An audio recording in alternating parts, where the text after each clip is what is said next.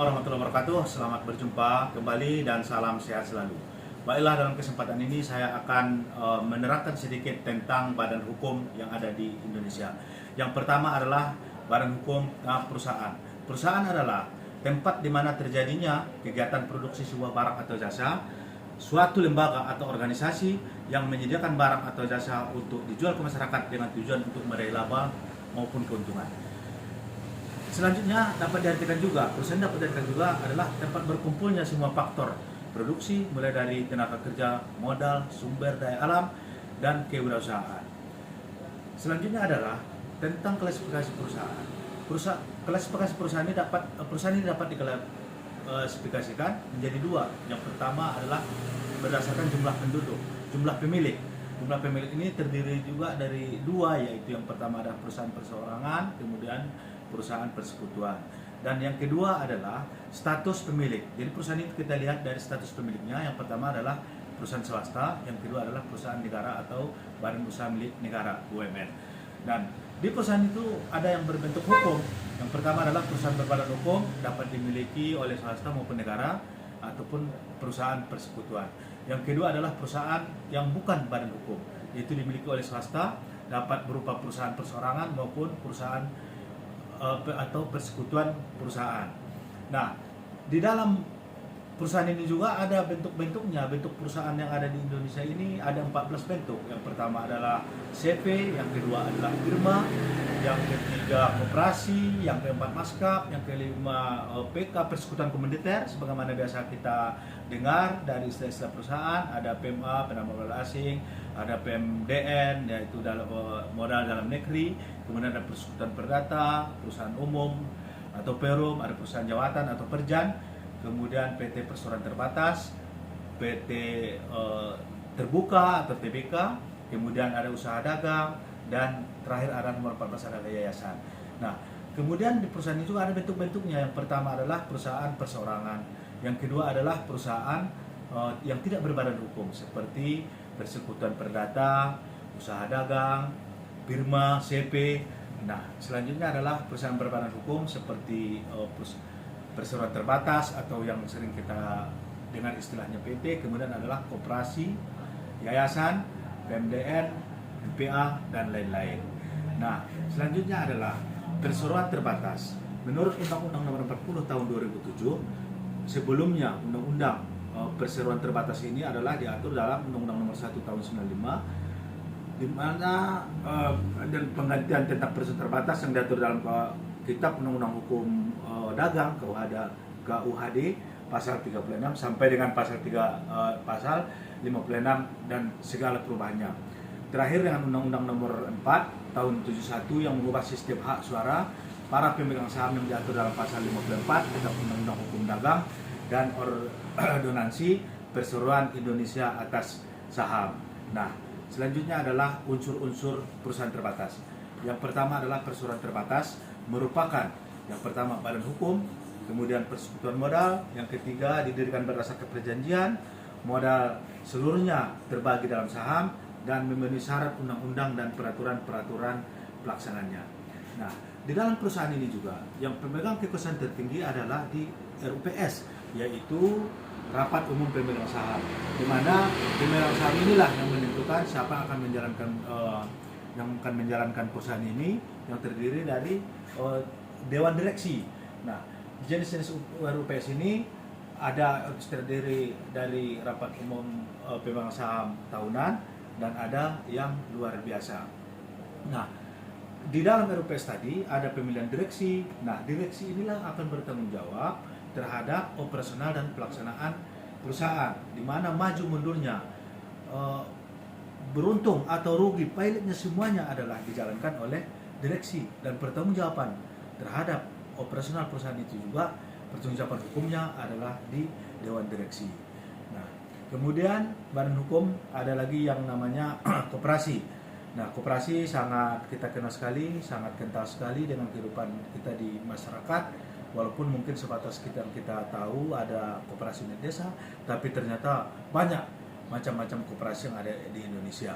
Nah, kalau pengertian koperasi secara etimologi, ko adalah bersama, sedangkan operation atau bekerja atau berusaha yang arti seluasnya adalah bekerja sama dan berusaha bersama-sama untuk kepentingan bersama. Inilah yang dimaksud dengan koperasi. Dan menurut koperasi, menurut Undang-Undang Nomor 25 Tahun 1992, koperasi adalah badan usaha yang beranggotakan seorang atau badan hukum dengan berlandaskan kegiatannya berdasarkan prinsip koperasi, sekaligus sebagai gerakan ekonomi rakyat yang berdasarkan atas asas kekeluargaan. Adapun tujuan koperasi adalah yang pertama adalah untuk memajukan kesejahteraan anggota, karena koperasi terdiri dari beberapa anggota yang dijalankan oleh pengurus. Kemudian ikut membangun tatanan perekonomian nasional dalam rangka mewujudkan masyarakat yang maju, adil dan makmur berdasarkan Pancasila dan Undang-Undang Dasar 1945. Kemudian dalam koperasi itu juga ada perangkat koperasi. Perangkat koperasi itu berdasarkan pasal 21 Undang-Undang Nomor 25 Tahun 1992 sebagai landasan sebagai koperasi adalah yang pertama adalah rapat anggota, yang kedua adalah pengurus, yang ketiga pengawas, dan pengelola ditunjuk oleh pengurus. Sedangkan permodalan koperasi adalah bersumber dari simpanan pokok, simpanan wajib, dan simpanan sukarela. Nah, selanjutnya adalah jenis-jenis koperasi itu. Ada beberapa jenis koperasi yang kita biasa lihat di tengah-tengah masyarakat ataupun di dalam masyarakat kita, yaitu ada namanya koperasi simpan pinjam, yang kedua koperasi konsumsi, ada koperasi produksi, ada koperasi jasa, dan yang kelima adalah koperasi pemasaran. Itu tentang koperasi yang dapat saya sampaikan. Kemudian badan hukum selanjutnya adalah yayasan. Yayasan sebagai badan hukum sesuai dengan Undang-Undang Nomor 16 Tahun 2001, junto Undang-Undang Nomor 28 Tahun 2004, dan peraturan pemerintah sebagai juknisnya atau pelaksananya adalah di PP Nomor 63 Tahun 2008, junto PP Nomor 2 Tahun 2013, itu PP yang terbaru. Adapun pengertian yayasan adalah badan hukum yang terdiri atas kekayaan yang dipisahkan dan diperuntukkan dalam mencapai tujuan tertentu di bidang sosial, keagamaan, kemanusiaan yang tidak mempunyai anggota. Yayasan dapat mendirikan badan usaha yang kegiatannya sesuai dengan maksud dan tujuan yayasan. Nah, adapun yayasan ini adalah bergerak di tiga bidang. Yang pertama adalah bidang sosial, yang kedua bidang keagamaan, dan bidang keagamaan. Kegiatan sosial ini bisa berupa pendirian di bidang pendidikan baik formal maupun informal, kemudian ada panti asuhan, panti jompo, ada pembinaan olahraga, dan bidang-bidang ilmu pengetahuan tentang studi banding dan lain-lain.